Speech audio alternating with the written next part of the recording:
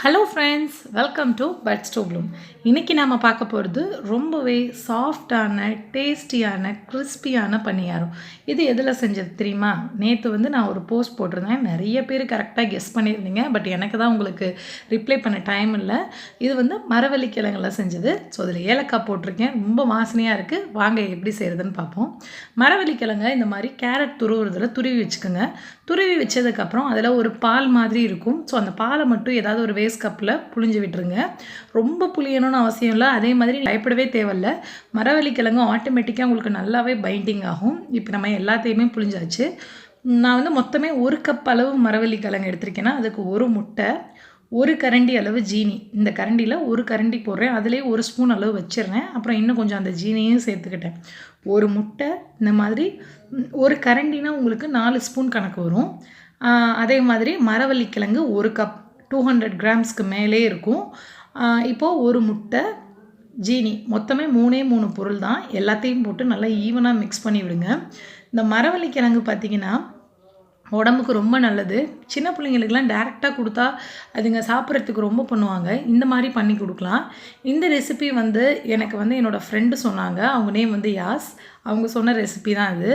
So நம்ம try பண்ணி பார்த்துட்டு நம்ம நல்லா இருந்துச்சுன்னா நம்ம ஃப்ரெண்ட்ஸ் கிட்ட சொல்லுவோம்னு நினச்சேன். அதே மாதிரி ரொம்ப சூப்பராக இருந்துச்சு. கட்டாயம் நீங்களும் ட்ரை பண்ணி பாருங்கள். இது லைட்டாக வாட்ரியாக தான் இருக்கும். நீங்கள் கவலைப்பட தேவையில்ல. இந்த மாதிரி பால் மாதிரி உங்களுக்கு உருட்டை வந்துடும். உருட்டினதை நம்ம ஆயிலில் போட்டு ஃப்ரை பண்ணி எடுத்தால் வேலை முடிஞ்சு. ஏன்னா பட்ஸ் டு ப்ளூம் எப்போ பார்த்தாலும் ஆயில் ஃப்ரை பண்ணுற ரெசிபியே காமிக்கிறீங்கன்னு சொல்லி நிறைய பேர் ஃபீல் பண்ணியிருக்கீங்க. பட் இது ரொம்ப டேஸ்ட்டாக இருக்கும். ட்ரை பண்ணி பாருங்கள். இப்போ நமக்கு ஆயிலில் போட்டாச்சு. கலர் கொஞ்சம் சேஞ்ச் ஆனதுக்கப்புறம் நம்ம திருப்ப வேணும். உடனே நீங்கள் கரண்டி வச்சு திருப்பினீங்கன்னா பிரேக் ஆகிறதுக்கு சான்சஸ் இருக்குது. ஆனால் நீங்கள் தண்ணி ஆயிடுச்சுன்னா ஃபீல் பண்ணாதீங்க. ரொம்பலாம் ஆயில் அப்சர்வ் பண்ணாது. அதே சமயம் நீங்கள் உருட்டுற அளவுக்கு உங்களுக்கு வந்துச்சுனாவே நீங்கள் பண்ணியிருக்க மெத்தட் கரெக்டுன்னு அர்த்தம். நமக்கு நல்லா செவந்து வருது.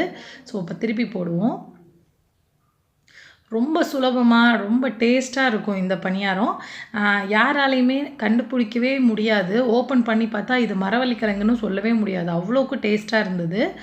இப்போ நமக்கு நல்லா செவந்து அந்த பொன்னிறம்னு சொல்லுவாங்க இல்லையா, அது வந்தது. அந்த பபிள்ஸ்லாம் மேலே உள்ளதெல்லாம் அடங்கினதுக்கப்புறம் நம்ம இதை அந்த எண்ணெயிலேருந்து வடிகட்டிட்டு எடுத்துட வேண்டியதான்.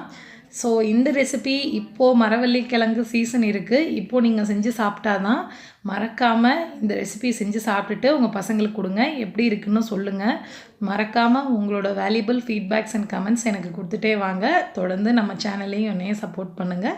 இன்னும் நிறைய ரெசிபிஸ் நம்ம சேனலில் வந்துட்டுருக்கு. அதுக்கு நீங்கள் செய்ய வேண்டியது வழக்கம் போல் பட்ஸ் டு ப்ளூமை சப்ஸ்கிரைப் பண்ணிக்கோங்க. கூடவே பக்கத்தில் இருக்க பெல் ஐக்கானை கிளிக் பண்ணிங்கன்னா எல்லா அப்டேட்ஸ் உடனுக்குடன் வந்து சேரும். தேங்க்யூ.